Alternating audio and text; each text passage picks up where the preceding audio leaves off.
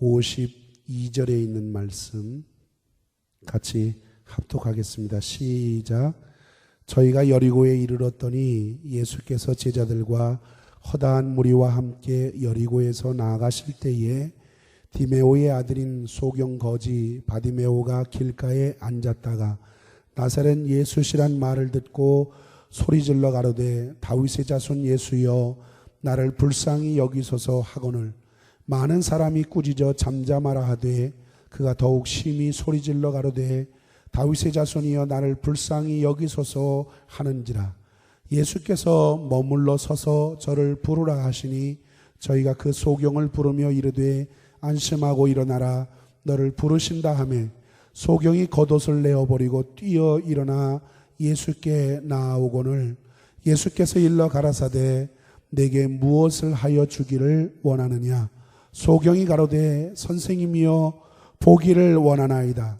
예수께서 이르시되 가라 네 믿음이 너를 구원하였느니라 하시니 저가 곧 보게 되어 예수를 길에서 쫓으니라.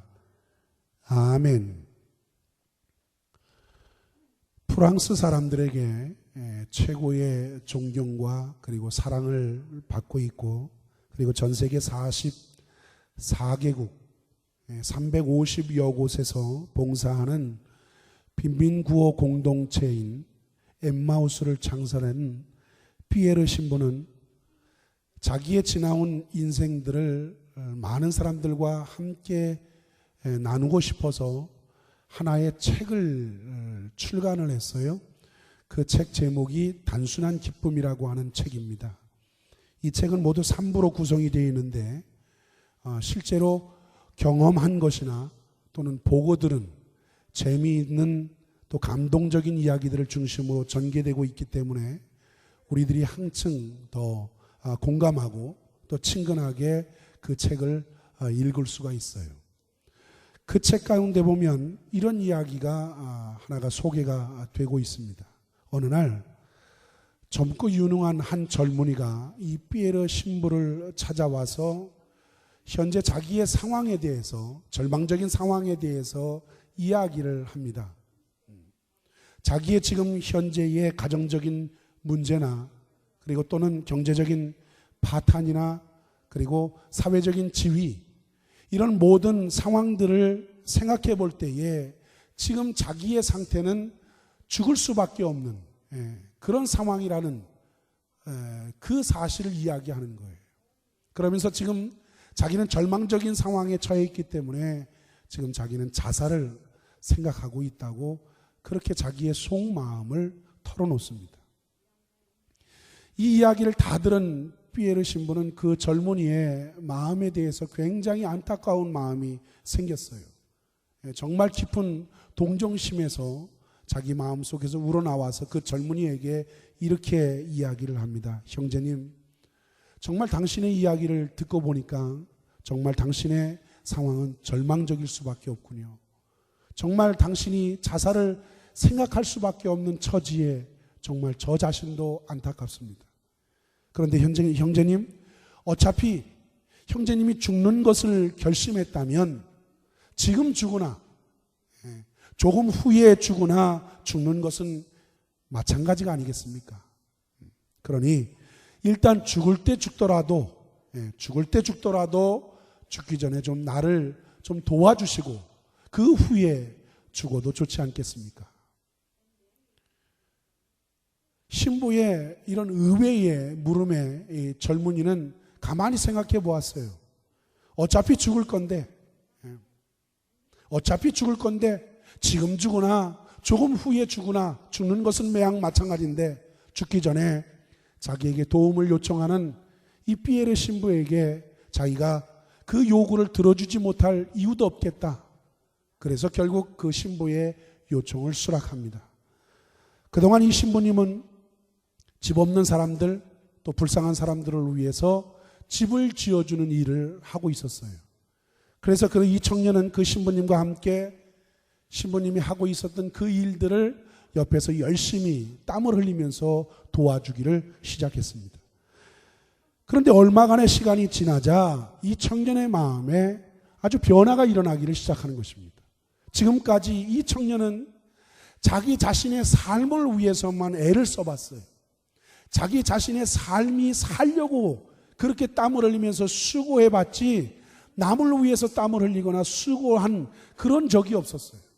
그런데 남을 위해서 수고하고 남을 위해서 희생하는 것, 남을 위해서 땀을 흘리다 보니까 자기의 마음의 기쁨과 자기의 마음의 보람이 자기 마음 속에부터 일어나기를 시작하는 것입니다. 예전에는 전혀 이런 마음의 보람과 희열을 전혀 가져보지 못했던 그런 아주 상당히 마음속의 기쁨이었어요. 그 후로 이 젊은이는 자기가 왜 삶을 살아야 하는지, 삶을 사는 진정한 의미를 하나씩 깨닫기를 시작해 나갑니다. 그래서 어느 날 이 젊은이는 신부에게 이런 고백을 했어요. 신부님, 만약 신부님께서 저에게 돈을 주었다면, 또 제가 살 수 있는 집을 지어주는 그런 것으로 만약에 내게 도움을 주었다면 아마 저는 그냥 그대로 자살을 했을 것입니다. 그러나 신부님은 제게 아무것도 도움 주지 않았습니다. 오히려 신부님은 제게 도와달라고 요청을 하셨고, 그래서 나는 그 신부님과 함께 같이 일을 하면서 정말 어려운 사람들, 나보다도 정말 많은 부분에 심각한 어려움을 가지고 있는 그 사람들을 섬기면서 지내다 보니까 내가 왜 삶을 살아야 하는지, 또 어떻게 사는 것이 정말 행복한 삶인지 그것을 내가 깨닫게 됐습니다. 정말 내가 진정한 삶을 사는 의미를 내게 깨닫게 해주신 것을 정말 감사드립니다. 여러분, 한번 물어볼게요. 요즘 여러분들이 갖는 최대의 관심사가 무엇입니까? 여러분들은 무엇에 대해서 많은 생각을 하시면서 요즘 지내고 계십니까? 아마 이 세상의 사람들은 최대의 관심사가 있다면 아마 그것은 부의 축적일 것입니다. 재물을 많이 모으는 것, 돈을 많이 버는 것, 그것이 아마 이 세상 사람들의 최대의 관심사일 것입니다. 특히나 자본주의 사회에서는 사람을 뭘로 취급해요? 돈으로 취급해요. 돈으로 취급하는 이른바 몸값이라고 하죠. 몸값. 그것 때문에 내가 얼마짜리의 인생이냐, 직접 돈으로 환산하는 것에 현대인들은 더 익숙해져 있습니다. 그러나 성경은 인간의 생명을 온 천하를 주고도 바꿀 수 없는 최고의 가치로 성경은 인간의 생명을 그렇게 보지요. 그러나 현대 사회는 그런 궁극적이고 추상적인 것에 관심이 없어요. 사람들은 단지 사람의 가치를 연봉으로 환산하는 것에 더 많은 부분에 기울이고 있어요. 당신이 1년 동안 버는 돈이 얼마냐? 당신의 수입이 얼마냐? 그것을 가지고 그 사람의 가치를 평가하고 있습니다. 이러다 보니까 자연히 현대를 살아가는 모든 사람들은 우선 중요시하는 것이 뭐예요? 돈이에요. 사람들에게 보여지는 명예, 사람들에게 보여지는 권력, 그것을 쫓고 또 거기에다가 커다란 희망을 두고 살아가는 것이 사실입니다. 그렇지만 가만히 생각해 보면 그럼에도 불구하고 인간이 재물을 소유한다 그래서, 부를 소유한다 그래서 인간이 결코 행복해하는 존재는 아니다라는 것입니다. 오히려 이런 사고 때문에 뭐가 생겨났어요? 소유한 만큼 존재의 가치가 있다라고 하는 잘못된 사고방식이 생겼어요. 당신이 소유하면 소유한 만큼 당신은 그 존재로서의 가치가 크다라고 생각하는 그릇된 철학을 사람들의 마음속에 갖고 와서 결국 인간을 더 비참하게 만들고 있는 것을 보게 됩니다. 물질만 있으면, 돈만 있으면 모든 문제가 해결될 수 있다라고 하는 이런 그릇된 생각과 오해가, 더 나아가 자본주의의 만모니즘이 오늘 우리가 살고 있는 이 세상을 더 어지럽히고 있고, 그래서 우리의 인격과 우리의 신앙은 어쩌면 더 병들어가고 있는 그런 모습이 아닌가 생각이 됩니다. 여러분 생각해 보세요. 소유와 인격은 별개입니다. 소유와 행복도